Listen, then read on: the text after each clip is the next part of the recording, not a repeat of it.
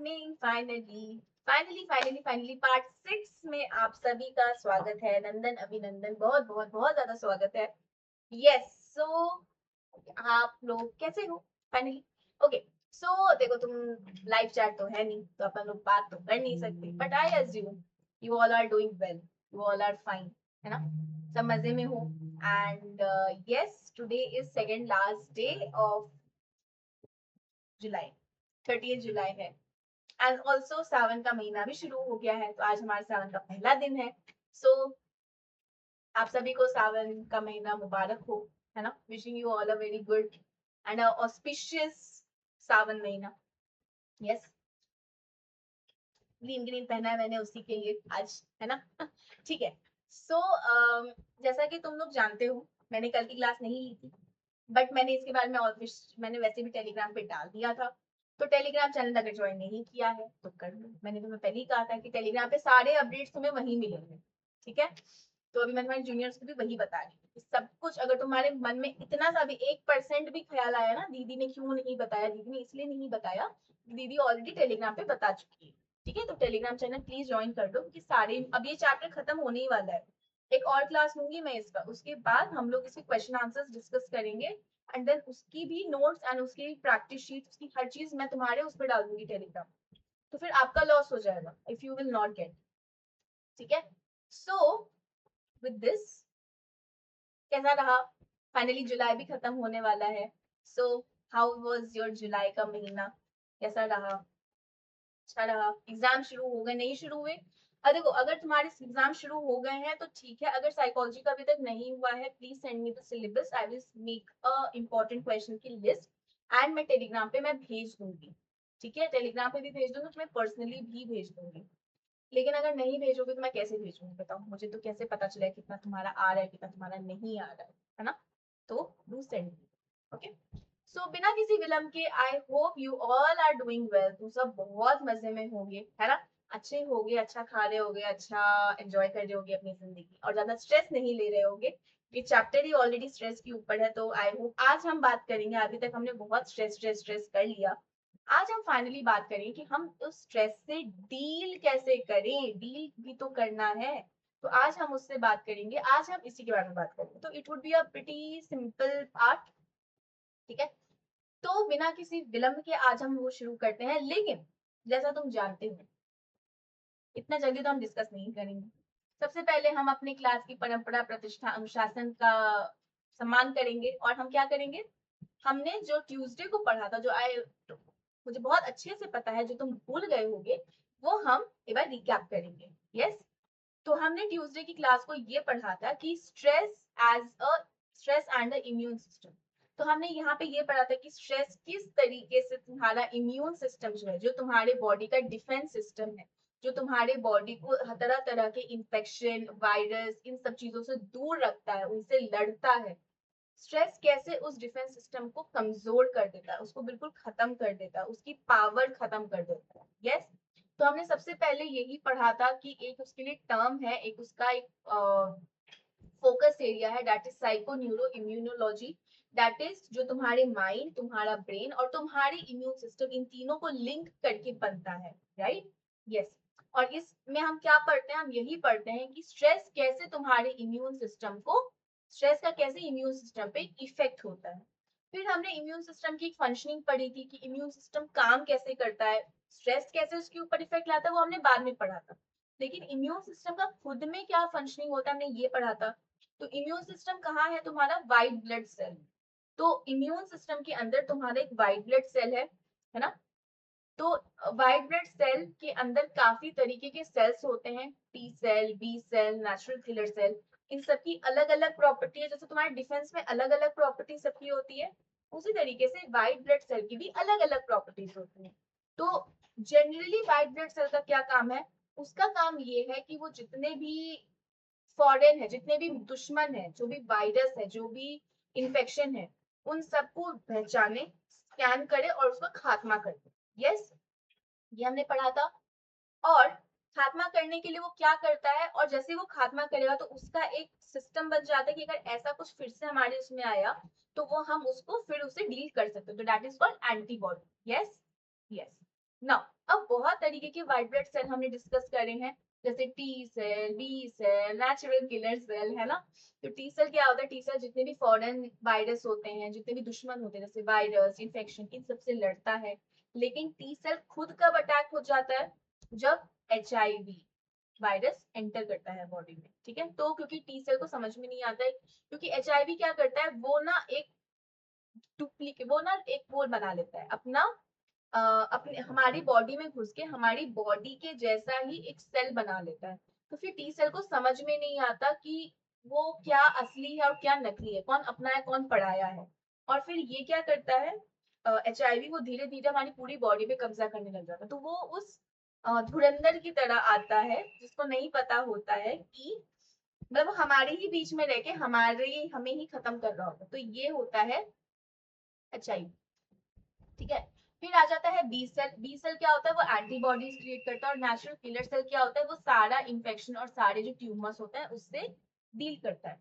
अगर मैं स्ट्रेस की बात करूं, स्ट्रेस इम्यून सिस्टम पे कैसे अफेक्ट लाता है, तो स्ट्रेस हमारा नेचुरल किलर सेल को खत्म कर देता है, उसके ऊपर से काफी इफेक्ट होता है। जो लोग काफी स्ट्रेस्ड होते हैं, जो लोग काफी परेशान रहते हैं, उनके अंदर जो नेचुरल किलर सेल जो है उसकी कमी हो जाती है, ठीक है, काफी रिड्यूस हो जाता है। और स्टडीज ने ये रिवील किया, जब लोग की सपोर्ट लेते हैं, सोशल सपोर्ट जब ज्यादा लेते हैं, तो इम्यून फंक्शनिंग बेहतर होती है, इम्प्रूव होती है।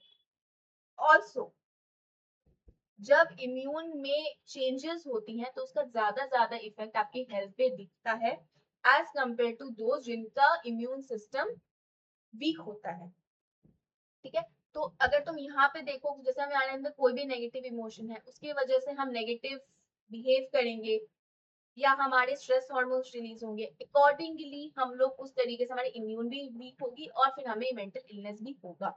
तो जितने भी साइकोलॉजिकल स्ट्रेस हैं, साइकोलॉजिकल जो हम अपने दिमाग में खुद क्रिएट करते हैं, उससे we have experience negative emotions and associated, उसके वजह से हमें नेगेटिव बिहेवियर हम शो करते हैं।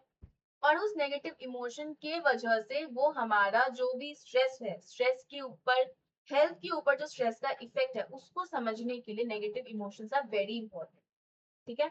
तो नेगेटिव इमोशंस के क्या होता है, ये हमारा नेगेटिव बिहेवियर लेके जाते हैं, और नेगेटिव बिहेवियर से हम बहुत ज्यादा, हमारी इम्यून फंक्शनिंग इम्पेयर होती है। तो जैसे कुछ कुछ साइकोलॉजिकल डिसऑर्डर्स होते हैं, जैसे पैनिक अटैक या ऑब्सेसिव बिहेवियर, इन सब के वजह से हमारा लॉन्ग टर्म स्ट्रेस होता है। और इतने खतरनाक स्तर पे, इतने लेवल पे ये स्ट्रेस पहुंच जाता है कि वो कभी कभी हार्ट अटैक से भी मिस गाइड हो जाता है, मिस वो हो जाता है, ठीक है। तो पीपल, जब लोग बहुत ज्यादा लंबे टाइम तक स्ट्रेस के अंदर रहते हैं, तो उनके अंदर काफी इरेशनल, मतलब किसी कोई मतलब नहीं है उस डर का, वो डर आ जाता है, फोबिया है, डिप्रेशन है, मूड स्विंग्स है, डिप्रेशन, एंगर, इरिटेबिलिटी है। तो ये नेगेटिव इमोशंस ही हैं जो हमारे इम्यून सिस्टम में ज्यादा देखने को मिलता है। और किस तरीके से हम अपनी दुनिया को इंटरप्रेट कर रहे हैं, इवेंट्स को इंटरप्रेट कर रहे हैं, वो सब हमारे बॉडी पे उसका डायरेक्ट और बहुत ताकतवर इफेक्ट होता है। और जो भी हमारे नेगेटिव मूड्स हैं, नेगेटिव इमोशंस की वजह से जो नेगेटिव मूड्स हो रहे हैं, उससे हमारे पुअरर हेल्थ आउटकम्स भी हैं, हमें होपलेसनेस, हेल्पलेसनेस, ज्यादा ये सब चीजें होती है। यस। फिर हमने लाइफस्टाइल के बारे में पढ़ा था। लाइफस्टाइल क्या, कि अगर आपका सेडेंटरी लाइफस्टाइल, आप किस तरीके से खा रहे हो, आपकी किस तरीके से आपकी जीवन शैली है, तो ना जीवन शैली आपकी क्या है, how you are living your life, how you are making decision in your life, how you are making decision in your life with respect to health, है ना। तुम अपने जीवन में कैसे अपनी हेल्थ को इंपॉर्टेंस दे रहे हो, तुम अपने हेल्थ के लिए क्या क्या कर रहे हो, है ना। तो वो सारा तुम्हारा लाइफस्टाइल होता है। तो स्ट्रेस की वजह से तुम्हारा अनहेल्दी लाइफस्टाइल और हेल्थ डैमेजिंग बिहेवियर होता है। स्ट्रेस इंडिविजुअल ज्यादा अपने आप को पैथोजन से एक्सपोज कर देता है। मतलब पैथोजन क्या होते हैं, नेगेटिव एस्पेक्ट होते हैं, जैसे अच्छा खाना नहीं खाना, जंक खाना, ठीक है। जो लोग हमेशा स्ट्रेस होते हैं, उनका क्या होता है, वो लोग अच्छा खाना नहीं खाते, उनकी स्लीप क्वालिटी खराब होती है, हमेशा अदर हेल्थ रिस्किंग बिहेवियर जैसे स्मोकिंग एंड अल्कोहल में लगता है। और इनका क्या होता है, टेम्परेली ये हमें प्लेजर देते हैं, हमारा स्ट्रेस कम कर देते हैं, लेकिन लॉन्ग टर्म में क्या होता है, हमारी बॉडी पे इनका काफी इफेक्ट होता है। तो यही कहा गया था कि आपको हेल्थ प्रमोटिंग बिहेवियर यूज करना है, आपको हेल्थ प्रमोटिंग बिहेवियर में इंडल्ज करना है। क्यों, क्योंकि इससे आपके लॉन्ग टर्म में, भले ही अभी आपका स्ट्रेस भी आपका कम होगा, और लॉन्ग टर्म में आपकी आपकी बॉडी भी अच्छी रहेगी। आपकी लॉन्गेटिविटी और हेल्थ बढ़ेगी। तो इसलिए आपको हमेशा health promoting behaviour, that is अच्छा diet, regular exercise, family support, ये सब में आपको इंडल्ज करना चाहिए। यस, ये हमने ट्यूसडे को पढ़ा था। आज अपन लोग क्या पढ़ेंगे? आज हम पढ़ेंगे कोपिंग विद स्ट्रेस। अब तुम्हें इतना स्ट्रेस हो गया, तुम्हें बहुत स्ट्रेस है जिंदगी में, है ना? पढ़ाई का स्ट्रेस है, दोस्त नहीं बात कर रहे उसका स्ट्रेस होगा, फैमिली में प्रॉब्लम्स हो रही उसका स्ट्रेस होगा, तो वो सारा स्ट्रेस तुम्हारी बॉडी पे दिखेगा। अब तुम उस स्ट्रेस से निकलोगे कैसे? तुम अब उस स्ट्रेस को डील कैसे करोगे? तो that is your coping. Stress से कोप कैसे करोगे, स्ट्रेस से डील कैसे करोगे? तो अभी में ये आया कि हम स्ट्रेस से कोप कैसे करें। सबकी कोपिंग स्टाइल अलग अलग होती है, लेकिन कोपिंग कैसी है, अच्छी है बुरी है, वो हमें समझना जरूरी है। जिस तरीके से हम कोप करते हैं वो सिर्फ हमारे स्ट्रेस को इन्फ्लुएंस नहीं करती है, बट वो हमारे वेलबींग को, हमारे फंक्शनिंग को और हमारे होलिस्टिक हेल्थ को भी इन्फ्लुएंस करती है। अगर हम कोपिंग की बात करें, कोपिंग इज व्हाट? कोपिंग एक आपका specific situation reaction to stress है। जिस टाइप का स्ट्रेस आया उसके लिए आपने क्या रिएक्शन लिया in order to solve it. आपका एग्जाम आया, एग्जाम आपके लिए स्ट्रेस था, आपने उसके लिए पढ़ लिया, यू कोप। आप एग्जाम के लिए पैनिक कर रहे थे, आपने ब्रीदिंग एक्सरसाइज यूज कर ली, आपने रिलैक्सेशन टेक्निक्स यूज कर ली, जिससे कि आप एंजाइटी को कम कर सको। कोपिंग, तो ये कुछ ऐसे रिस्पॉन्सेज होते हैं स्ट्रेसफुल सिचुएशन के लिए जो आपकी प्रॉब्लम को कम करते हैं, प्रॉब्लम सॉल्व करते हैं और आपके स्ट्रेस को रिड्यूस करते हैं। जिस तरीके से आप अपने स्ट्रेस से कोप करते हो वो आपका सोचने का तरीका, आपकी पर्सनालिटी, आपके बिलीव्स, आपके एक्सपीरियंस, हर चीज को शो करते हैं। The way we cope with stress often depends on our believes based on our experience. जैसे अगर हम ट्रैफिक में फंस गए, ठीक है, तो हमें बहुत गुस्सा आएगा और हम फिर क्या, हमें लगेगा कि ट्रैफिक को और थोड़ा जल्दी चलना चाहिए यार, पता नहीं कितने देर से हमें रुका हुआ है। बोलते हैं ना कि दिल्ली, बैंगलोर, मुंबई में तो लोगों की आधी जिंदगी ट्रैफिक में गुजर जाती है क्योंकि ट्रैफिक इतना होता है। तो इस टाइप के स्ट्रेस से तुम कैसे डील करोगे? तुम सोचोगे कि तुम इसमें कुछ कर सकते हो, नहीं कर सकते, तुम क्या करोगे? शांति से बैठे रहो, जैसे जैसे चल रहे हो तुम वैसे, और तुम्हें स्ट्रेस लेने से कुछ होगा? नहीं होगा। ट्रैफिक जाम है, तुम उसमें कुछ कर सकते हो? इतनी गाड़ियां हैं भाई, तुम इतने पीछे में हो, क्या करोगे? उड़ के तो जाओगे नहीं। तुम्हारी चिल्लाने से कुछ होगा नहीं, तुम्हारे गुस्सा करने से कुछ होगा नहीं। तो what you will do, you will reassess your thinking. तुम फिर से अपने थिंकिंग पे ध्यान दोगे और तुम कुछ लर्निंग कोपिंग स्टाइल सीखोगे। जो लोग स्ट्रेस से अच्छे से डील नहीं कर पाते, उससे कोप नहीं कर पाते हैं, उनका इम्यून रिस्पॉन्स, उनका इसलिए नहीं कर पाते क्योंकि उनका इम्यून फंक्शनिंग अच्छा नहीं है, प्लस उनके अंदर जो नेचुरल किलर सेल्स है वो भी अच्छे नहीं है, खत्म हो चुके। ठीक है। और जो लोगों के अंदर individuals actually show individual differences in coping strategies that they can use in the stressful situation.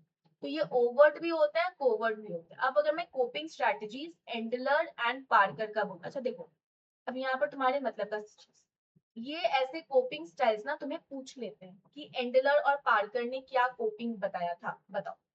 या अभी हम जाके आगे लैजरस एंड फोकमैन का पढ़ेंगे, तो इन्होंने क्या कोपिंग बताया था, बताओ। ऐसा करके तुम्हारे पास सवाल आएंगे। ठीक है। अगर मैं एंडलर और पार्कर की बात करूं, इन्होंने क्या स्ट्रेस से डील करने की स्ट्रेटजीज दी थी, तो इन्होंने 3 स्ट्रेटजी दी। एक था टास्क ओरिएंटेड, एक था इमोशन ओरिएंटेड और एक है अवॉइडेंस ओरिएंटेड। सबसे पहला टास्क ओरिएंटेड। टास्क ओरिएंटेड मतलब जो स्ट्रेसफुल सिचुएशन है, पहले उस सिचुएशन के बारे में इंफॉर्मेशन कलेक्ट करो कि वो स्ट्रेस है किस बारे में, वो सिचुएशन है किस बारे में, और तुम उसमें क्या कर सकते हो जिससे कि तुम उसको डील कर सको। मतलब प्रॉब्लम ही खत्म करनी है, प्रॉब्लम को रिजॉल्व करना। तो प्रॉब्लम रिजॉल्व करने के लिए तुम्हें पहले प्रॉब्लम आइडेंटिफाई करना पड़ेगा, प्रॉब्लम समझना पड़ेगा, प्रॉब्लम के पूरे एंगल को देखना पड़ेगा, प्रॉब्लम के एस्पेक्ट समझने पड़ेंगे, उसको रिड्यूस करने के ऑप्शंस क्या है तुम्हें वो लिस्ट करने पड़ेंगे, और कौन सा तुम अभी कर सकते हो जो तुम्हारे केपेबिलिटी में है, तुम वो यूज करके प्रॉब्लम सॉल्व करोगे। Simple. This involve obtaining information about the stressful situation and alternative course of action and the probable outcome. जो भी तुमने लिस्ट करे आउटकम्स, जो भी तुमने एक्शंस लिस्ट करे उसको सॉल्व करने के, तुम उसके ये भी देखोगे कि क्या वो अच्छा है या बुरा है। तुम्हें अपनी प्रायोरिटी सेट करनी पड़ती है, तुम इसमें डायरेक्टली सिचुएशन से डील करते हो। यस, फॉर एग्जाम्पल तुम अपना टाइम शेड्यूल अच्छा कर सकते हो, या तुम ये कर सकते हो कि कैसे तुमने इस टाइप, जैसे एग्जाम है, अब एग्जाम तुम्हारा एक सिचुएशन, तुम इसको कैसे डील करोगे। अब एग्जाम के लिए तुम्हें क्या करना है, तुम्हें पढ़ना है, तुम्हें नोट्स बनाने हैं, तुम्हें वीडियोस देखनी है, तो तुम एक प्रायोरिटी लिस्ट बनाओ and as per that you will go, जिससे कि तुम्हारा स्ट्रेस एग्जाम है तो वो एग्जाम का स्ट्रेस डील हो जाए। Got it. Now the next is emotion oriented strategy.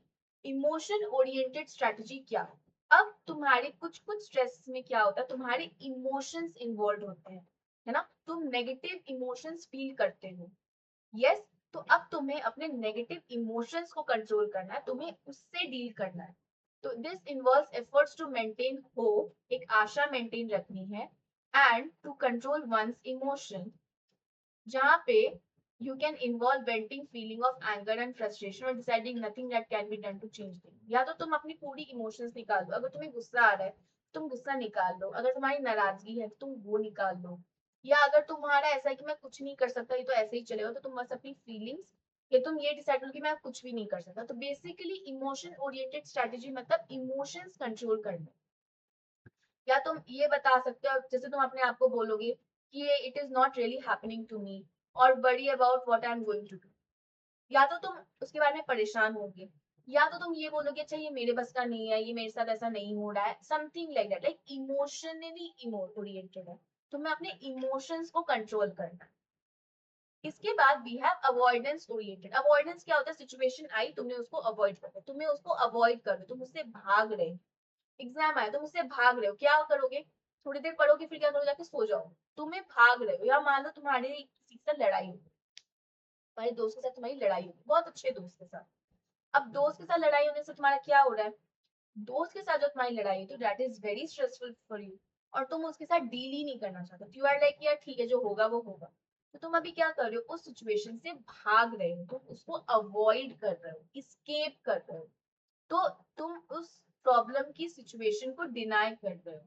Yes, और उसको कॉन्शियसली तुम उसको अपने दिमाग में से हटा रहे हो, उसको सप्रेस कर रहे हो, और उसकी जगह सेल्फ प्रोटेक्टिव थॉट्स डालो। तो क्या करोगे, सो जाओगे, फिल्म देख लोगे, टीवी देख लोगे, दो किसी और से बात कर लोगे, किसी और के साथ घूमने चले जाओगे। तो ये एंडलर एंड पार्कर ने 3 तरीके दिए थे जिससे कि तुम स्ट्रेस को डील कर सको। या तो तुम पहले सिचुएशन ही को डील कर लो, दैट इज टास्क। दूसरा तुम अपने इमोशंस को कंट्रोल कर लो, सिर्फ इमोशन, तो इमोशन ओरिएंटेड।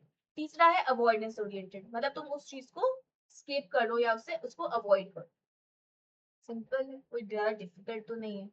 यस, अब मान लो, अब ये तो एंडलर ने दिया, अब दूसरे हैं हमारे लाजरस एंड फोक।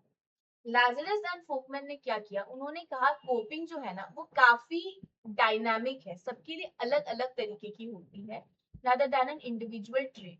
तो कोपिंग उन्होंने क्या कहा, कोपिंग में हमेशा हमारी जो थिंकिंग है वो, और जो हमारे बिहेवियरल एफर्ट्स है वो चेंज होते रहते हैं, जिससे कि हम किसी भी जो स्ट्रेसफुल सिचुएशन की वजह से जो हमारे ऊपर डिमांड्स आए हैं, हम उसको कंट्रोल कर सके, आइडेंटिफाई कर सके और चेंज कर सके। तो कोपिंग वो एक तरीका है जिससे कि जो भी स्ट्रेसफुल सिचुएशन से जो हमारे ऊपर जो डिमांड्स, हमारी बॉडी पे जो डिमांड्स आए हैं, उसको हम उस कोपिंग की टेक्निक से हम उसको चेंज कर सकते हैं, रोक सकते हैं, पूरा चेंज मॉडिफाई कर सकते हैं। तो coping refers to constantly changing cognitive and mental efforts to master, reduce or tolerate the internal and external demands created by external transaction। Stressful situation जो भी है उसकी वजह से जो भी तुम्हारी डिमांड है बॉडी पे, तुम्हारी बॉडी पे जो भी डिमांड उस वजह से क्रिएट हुए हैं, तो तुम कुछ ऐसे कॉग्निटिव और मेंटल एफर्ट्स में कॉन्स्टेंटली इंगेज हो जिससे कि तुम उस चीज को कम कर सकते हो। तो that is coping, and that is dynamic, हर के लिए अलग अलग होगा। तो कोपिंग से क्या होता है, इंडिविजुअल अपनी प्रॉब्लम को मैनेज कर सकता है, कम कर सकता है, और उसके इमोशनल रिस्पॉन्सेस को भी वो कर सकता है, इमोशनल रिस्पॉन्सेस को रेगुलेट कंट्रोल कर सकता है। पहली बात, तुमने प्रॉब्लम भी डील कर लेगा और अपने इमोशंस को भी डील कर लेगा। तो अकॉर्डिंग टू देम, किनके हिसाब से, according to them, Lazarus and Folkman, coping responses is divided into two types, focused response and emotion focus। तो जैसे एंडलर ने दिया था ना टास्क ओरिएंटेड एंड इमोशन, यहाँ पे भी वही है। पहला है प्रॉब्लम फोकस, मतलब प्रॉब्लम, स्ट्रेस के ऊपर, स्ट्रेसफुल सिचुएशन के ऊपर हमारा पूरा फोकस है। Stressful focus strategy attack the problem itself. जो स्ट्रेसफुल सिचुएशन है, जो भी स्ट्रेसफुल जिसकी वजह से हमें स्ट्रेस हो रहा है, हम सीधा उसी को अटैक करेंगे, उसी से डील करेंगे। उस बिहेवियर में हम इसमें ये बिहेवियर्स इनकलकेट करेंगे जिससे कि हम उस इवेंट को खत्म कर सकें और उस इवेंट के बारे में हमारी अवेयरनेस जनरेट हो। ठीक है, ये उस इंसान की अवेयरनेस, उनकी उसकी नॉलेज, उसकी behaviour and cognitive coping options को इंक्रीज करता है। क्योंकि जब तुम प्रॉब्लम से डील कर रहे हो तो तुम उस प्रॉब्लम के बारे में जानकारी ले रहे हो, तुम अपने बारे में जानकारी ले रहे हो कि तुम कितने सक्षम हो, तुम कितने केपेबल हो उस सिचुएशन से डील करने के लिए। यस, तो इससे क्या होता है, जब तुम डायरेक्टली प्रॉब्लम से डील करते हो तो तुम्हारी जो वैल्यू है, जो तुम्हारी जो खतरे की वैल्यू है इवेंट की, वो भी कम हो जाती है। फॉर एग्जाम्पल, तुमने एक प्लान बनाया, जैसे तुमने एग्जाम का था तो तुमने उसके लिए प्लान बनाया और तुमने उसको एग्जीक्यूट किया, कोई प्रॉब्लम हुई नहीं, तुमने सीधा प्रॉब्लम पे फोकस किया, तुमने सीधा प्रॉब्लम अटैक किया, ये हुआ प्रॉब्लम फोकस। इमोशन क्या हुआ, वही सेम चीज। प्रॉब्लम से जो सिचुएशन थी, स्ट्रेसफुल सिचुएशन, उससे रिलेटेड जो भी तुम्हारे इमोशंस थे, तुमने उस इमोशन को डील किया हेल्दियर वे में। ये जो जितनी भी कोपिंग यहाँ पे हम कर रहे हैं ना, ये सब हेल्दी वे में। तो emotion focus strategy call for psychological changes design to limit the degree of emotional disruption caused by an. जो भी इमोशनल चेंजेस आ रही है, जो इवेंट की वजह से हुई है, हमें उसको कंट्रोल करना, हमें उसे रेगुलेट करना है। ठीक है, for example, I did something to let it out of my system. जैसे तुम्हारा एग्जाम से तुम बहुत परेशान, तुम्हारा एग्जाम बहुत खराब किया, लेकिन अब तुम्हारे अंदर बहुत एंगर है, फ्रस्ट्रेशन, तो तुमने उसको हेल्दियर वे में अपने बॉडी से निकाला। कैसे? तुमने बॉक्सिंग कर ली, तुमने एक पेपर पे लिखा, पेपर फाड़ के फेंक दिया। समथिंग यू डिड प्रोडक्टिव, तुमने अपने आप को चोट नहीं पहुंचाई, तुमने किसी और को चोट नहीं पहुंचाई, तुमने हेल्दी वे में अपने गुस्से को निकाला। So this is something emotion focus. So problem focus और इमोशन फोकस दोनों ही स्ट्रेसफुल सिचुएशन को डील करने के लिए होते हैं, लेकिन लोग जनरली क्या यूज करते हैं, फॉर्मल प्रॉब्लम फोकस ज्यादा यूज करते हैं एज कंपेयर टू इमोशन। वो लोग सीधा स्ट्रेसफुल सिचुएशन को ही डील करना पसंद करते हैं। वो लोग इमोशन पे ज्यादा फोकस, क्योंकि उनको लगता है अगर प्रॉब्लम डील हो गई तो इमोशन भी खत्म हो जाएगा, इमोशन भी साथ साथ ठीक हो जाएगा। ठीक है, इसके बाद we have simple stress management techniques. ये सब तुमने बहुत अपने स्कूल में पढ़ा होगा, रील्स में देखा होगा, है ना? तो स्ट्रेस मैनेजमेंट टेक्निक्स क्या होता है, स्ट्रेस को तुम कैसे मैनेज कर सकते हो। जब तुम्हें बहुत स्ट्रेस हो रहा है तो तुम क्या करोगे जिससे कि तुम्हारा स्ट्रेस थोड़ा कम हो जाए, क्योंकि स्ट्रेस एक साइलेंट किलर है, वो तुम्हें अंदर ही अंदर मार देगा, तुम्हें अंदर ही अंदर खाते जाएगा, खोखला कर देगा अंदर से। तो क्योंकि इसकी वजह से बहुत ज्यादा तुम्हें फिजिकल इलनेस और डिजीज होते हैं, हाइपरटेंशन, फिर तुम्हारा heart disease, cancer, diabetes, ulcer, ये सब तुम्हारा स्ट्रेस। मैंने बोला ना, शुरुआत में मैंने बताया था कि 50 to 60% जब लोग हॉस्पिटल में रिपोर्ट करते हैं अपने इलनेस के लिए, तो वो स्ट्रेस रिलेटेड ही होता है। तो हमारे लाइफस्टाइल चेंजेस की वजह से स्ट्रेस इंक्रीज होता है। तो स्कूल स्कूल इंस्टीट्यूशन, ऑफिस, हर जगह स्ट्रेस से डील करने के तरीके पता होना जरूरी है। तो कुछ टेक्निक्स है, जैसे रिलैक्सेशन टेक्निक। रिलैक्सेशन टेक्निक क्या होता है, breathing technique, so called breathing होता है। रिलैक्सेशन टेक्निक इज बेसिकली एक तरीका है, एक एक्टिव स्किल है, जिससे कि आप स्ट्रेस के सिम्टम्स को रिड्यूस करोगे एंड जितने भी इलनेसेस हैं इसको भी, स्ट्रेस कम होगा तो इलनेस भी कम हो जाएगी। रिलैक्सेशन कहाँ से शुरू होता है, रिलैक्सेशन, रिलैक्सेशन मतलब रिलैक्स करना, किसी भी तरीके का स्ट्रेस नहीं लेना। ओके, तो रिलैक्सेशन इज बेसिकली व्हाट, तुम्हारे lower part of the body से ऊपर तक जाता है, अपनी पूरी बॉडी बेसिकली रिलैक्स हो जाती है। तो लोअर बॉडी से upper part of the body में जाता है। तो यहाँ पे हम डीप ब्रीदिंग करते हैं, डीप ब्रीदिंग। तो डीप ब्रीदिंग करने से क्या होता है, तुम्हारे मसल रिलैक्स होते हैं। डीप ब्रीदिंग के साथ तुम जब मसल रिलैक्सेशन करते हो तो तुम्हारा दिमाग, तुम्हारा मन और तुम्हारी बॉडी सब कुछ रिलैक्स कर जाता है। रिलैक्सेशन टेक्निक जो तुम कहीं भी बैठ कर सकते हो, स्कूल में भी कर सकते हो। Then after that you have meditation procedure. Meditation क्या होता है, जैसे योगा में हम प्राणायाम करते हैं, अनुलोम विलोम करते हैं। यस, अनुलोम विलोम हुआ। यस, तो ये सब जो हम डीप ब्रीदिंग जो करते हैं ना, डीप ब्रीदिंग एक्सरसाइजेस, ये मेडिटेशन का पार्ट है। तो जैसे यू, सॉरी, ये जो मेडिटेशन में जो अनुलोम विलोम है, प्राणायाम है, ये सब मेडिटेशन का है। तो ये जो योगिक मेथड है ना, जिसमें कुछ तरीका है जहाँ पे हम अपना अटेंशन, ध्यान केंद्रित करते हैं, मेडिटेट करते हैं, थोड़ा ध्यान में बैठते हैं, उस चीजों से हमारा जो मन भटक रहा है ना, वो एक जगह पे रीफोकस होता है। और क्योंकि स्ट्रेस तुम्हें इसलिए होता है क्योंकि तुम्हारा दिमाग हर जगह दौड़ रहा है, तो तुम्हें उसको एकत्रित एक जगह लाना है, तुमको उसको भगाना नहीं है। तो यहाँ पे तुम कंसंट्रेशन करते हो और तुम्हें बाहर का कुछ अता पता नहीं होता और तुम एक अलग स्टेट ऑफ कॉन्शियसनेस में पहुंच जाते हो। तो मेडिटेशन मतलब ध्यान लगाना, रिलैक्सेशन टेक्निक मतलब डीप ब्रीदिंग एक्सरसाइज, अनुलोम विलोम वगैरह ये सब चीजें। हाँ, यस। बायो फीडबैक क्या होता है, जब तुम स्ट्रेस होते हो ना, तो ये एक ऐसी मशीन, एक ऐसा तरीका है जिससे पता चलता है कि स्ट्रेस लेने से तुम्हारी बॉडी पे कितनी इफेक्ट्स पड़ रही हैं। You can actually get to know about it. तो एक ऐसा तरीका है जिससे कि तुम अपने बॉडी के काफी फिजियोलॉजिकल एस्पेक्ट को मॉनिटर कर सकते हो कि स्ट्रेस से तुम्हारी बॉडी में कहाँ कहाँ इफेक्ट्स आ रहे हैं, बॉडी तुम्हारे पेट में कैसा पड़ रहा है, तुम्हारे मसल्स में क्या हो रहा है, तुम्हारे स्किन पे क्या हो रहा है, तुम्हारी हर जगह पे स्ट्रेस के क्या इफेक्ट्स हैं, and then accordingly तुम उसको कम करते हो। So it is a procedure to monitor and reduce the physiological aspect of stress by providing feedback about current physiological activity। और इसमें relaxation training भी होती है।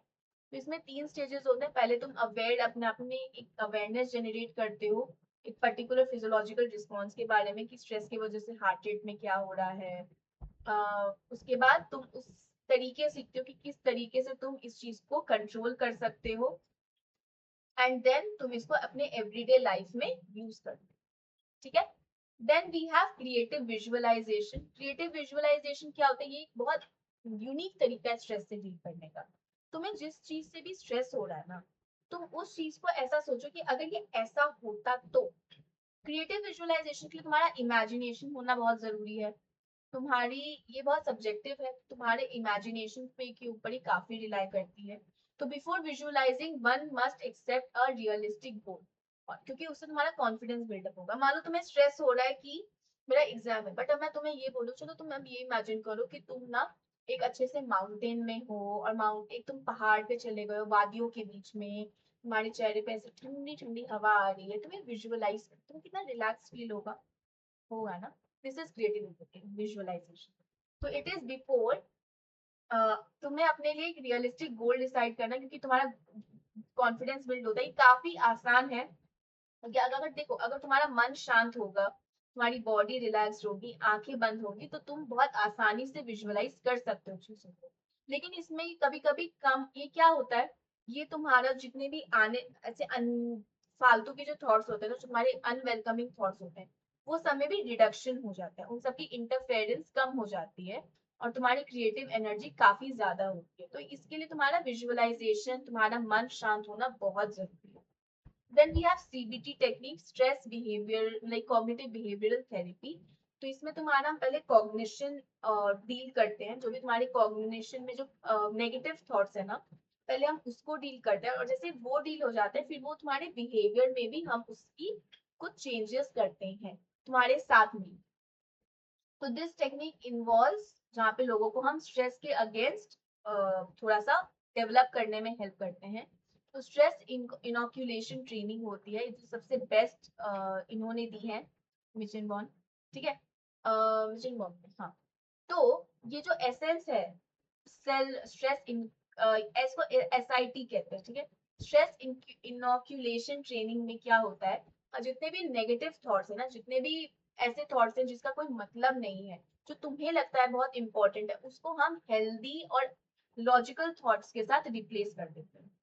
ठीक है, इसका अप्रोच ही ये, इसका जिस्ट ही ये है इस अप्रोच का। तो इसके अंदर 3 फेजेस होते हैं। सबसे पहले हम तुम्हारी असेसमेंट करते हैं कि तुम्हारा थॉट ही है किस तरीके का।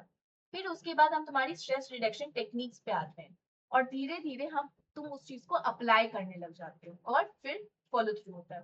तो असेसमेंट में तुम्हारा हम देखते हैं कि तुम्हारे किस तरीके के थॉट्स हैं, तुम्हारा प्रॉब्लम क्या है, और तुम्हारे नजरिए से हम इसको देखने की कोशिश करते हैं।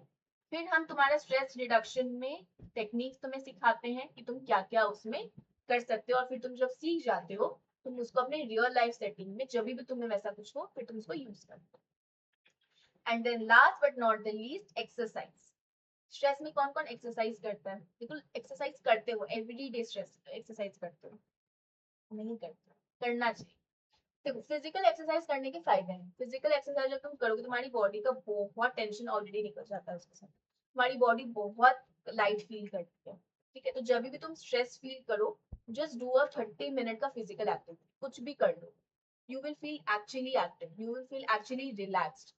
तो एक्सरसाइज से तुम्हारा फिजियोलॉजिकल अराउजल काफी एक्टिव हो जाता है, जो तुम्हारे रिस्पॉन्स स्ट्रेस की वजह से जो एक्टिवेट हो जाता है ना, वो थोड़ा सा डील होता है उसमें।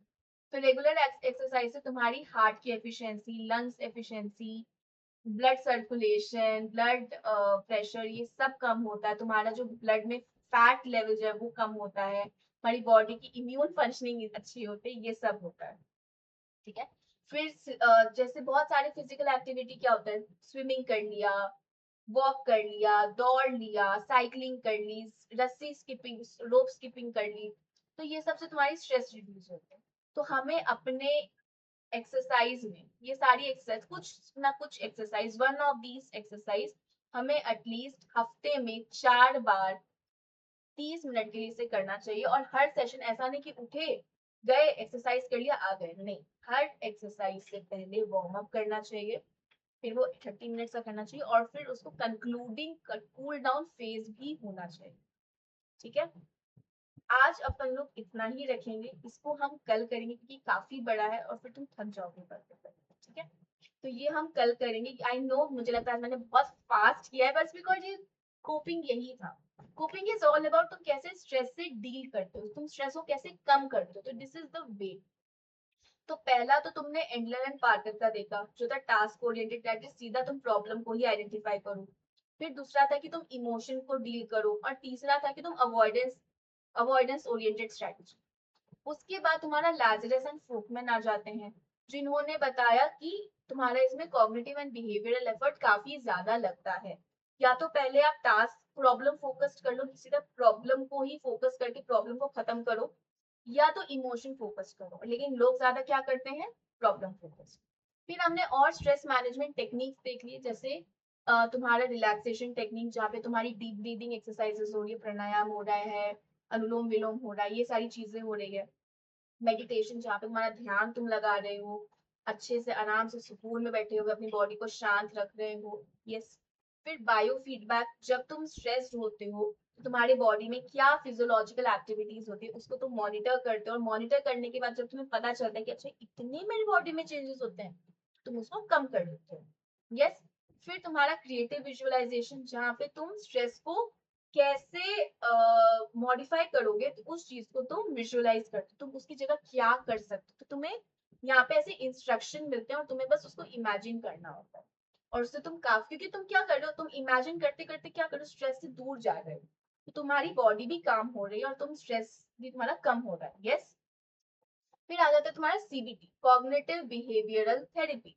सीबीटी क्या करता है, तुम्हारा जो भी तुम्हारा स्ट्रेस इनोक्यूलेशन ट्रेनिंग है यहाँ पे होती है, उसके बारे में डील करता है। वहां पे 3 फेजेस होते हैं। पहले होता है असेसमेंट, प्रॉब्लम असेसमेंट, जो भी तुम्हारी प्रॉब्लम है उसके बारे में असेसमेंट होता है। फिर उसके बाद तुम्हारा मतलब बेसिक इसका यहाँ पे आइडिया क्या है, जो भी तुम्हारे नेगेटिव थॉट्स हैं उसको पॉजिटिव में कन्वर्ट करना। तो सबसे पहला तरीका क्या होता है, असेसमेंट, जो भी तुम्हारी प्रॉब्लम है उसका असेसमेंट, है ना, क्या तुम सोच रहे हो, कितना सोच रहे हो, उससे तुम्हें कितना इफेक्ट पड़ रहा है, ये सब हम पहले असेस करते हैं। फिर हम तुम्हें स्ट्रेस रिलैक्सेशन ट्रेनिंग देते हैं कि तुम्हें कभी भी अगर ऐसा स्ट्रेस हो तुम इसमें क्या कर सकते हो। और फिर एप्लीकेशन, जो तुमने सीख लिया तो तुम उसको अपनी डेली लाइफ में यूज करते हो। And last but not the least, exercise, physical exercise, क्योंकि इससे क्या होगा, तुम्हारी पूरी बॉडी पे अच्छा इफेक्ट पड़ता है, तुम्हारा लंग अच्छा होता है, तुम्हारी बॉडी फंक्शनिंग है, तुम्हारी बॉडी में जो ब्लड सर्कुलेशन है वो ज्यादा होती है। यस। तुम्हारा ब्लड प्रेशर कम होता है, तुम्हारा जितना फैट लेवल है वो कम होता है, तुम्हारी बॉडी इम्यून सिस्टम अच्छी हो जाती है। तो दीज ऑल द, तो जितने भी फिजिकल एक्टिविटी तुम कर लो, स्विमिंग कर लो, रनिंग कर लो, वॉकिंग कर लो, साइकिलिंग कर लो, कुछ भी कर लो, इन सब से तुम्हारा स्ट्रेस रिड्यूस होता है। तो इसलिए कहा जाता है हफ्ते में कम से कम 4 बार आधे आधे घंटे के लिए ये कर लेना चाहिए। और ये करने का भी तरीका होता है, ऐसा नहीं है तुम उठे, तुम्हें स्ट्रेस हुआ, तुम बस गए और तुमने एक्सरसाइज कर लिया, नहीं। उसके बाद क्या होता है, उसके बाद ना तुम्हारी पूरी बॉडी पे स्ट्रेस, वो फिजिकल एक्टिविटी का असर भी दिखता है, क्रैम्प्स होते हैं। यस। उसको डील करने के लिए पहले आपको थोड़ा सा वार्म अप करना चाहिए, उसके बाद आपको आधे घंटे का एक्टिविटी एक्सरसाइज करना चाहिए, और फिर आपको एक्सरसाइज करने के बाद अपनी बॉडी को कूल डाउन भी करना चाहिए, ठीक है। ये नहीं कि एक्सरसाइज की और खत्म आके बेड पे बैठ गए, नहीं, you have to cool down your body, क्योंकि अभी आपकी बॉडी एक्सरसाइज में, आपकी बॉडी बहुत ज्यादा एक्टिव है, उसको थोड़ा शांत भी करना आप ही का काम। Yes, so with this we have completed our coping with stress also part. अब लास्ट पार्ट हमारा बचा है, that is promoting positive health and well-being, जो अपन लोग कल पढ़ेंगे, ठीक है, कल करेंगे, और कल करने के बाद ये हमारा पूरा चैप्टर ऑफिशियली खत्म हो जाएगा। एंड उसके बाद जो तुम्हारी सैटरडे की क्लास होगी, सैटरडे की क्लास को हम लोग ये पढ़ेंगे, सैटरडे की क्लास में हम जो तुम्हारे चैप्टर से रिलेटेड जितनी भी एक्टिविटीज, वो पीवाई ग्लॉसिटी टर्म्स है, एनसीईआरटी क्वेश्चंस है, प्रैक्टिस शीट्स है, वो डिस्कस करें, ठीक है। सो फार सो गुड, आई होप तुम्हें समझ में आया होगा। So that's all for today. I know थोड़ा क्वाइट फास्ट था, बट बहुत छोटा पार्ट था, ठीक है। So that's all for today. Thank you so much for watching this video. And बाकी प्लीज टेलीग्राम को ज्वाइन कर लो, क्योंकि टेलीग्राम चैनल ज्वाइन नहीं करोगे तो तुम्हें जो अब ये जो चैप्टर खत्म होने के बाद जो इसके अपडेट्स होंगे, फिर तुम्हें वो नहीं पता चलेगा, ठीक है। So till then, see you tomorrow at 7 p.m. यहीं पर।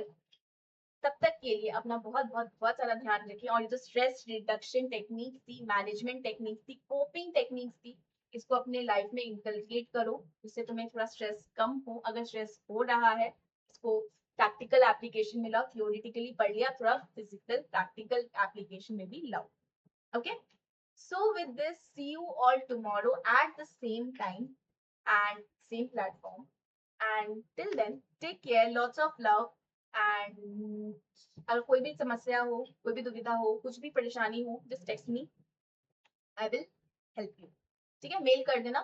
कोई भी प्रॉब्लम होगी, just let me know. अगर सिलेबस आ गया तो वो भी मुझे बता देना। I will make a PDF for you, important question का, और वो मैं तुम्हें टेलीग्राम पे एंड एज वेल एज तुम्हारे मेल पे, जो तुम्हारा मेल आएगा मैं उस पर भेज। ओके ओके ओके ओके मेरे प्यारे प्यारे रसगुल्लो, see you tomorrow. Till then take care, lots of love, bye bye.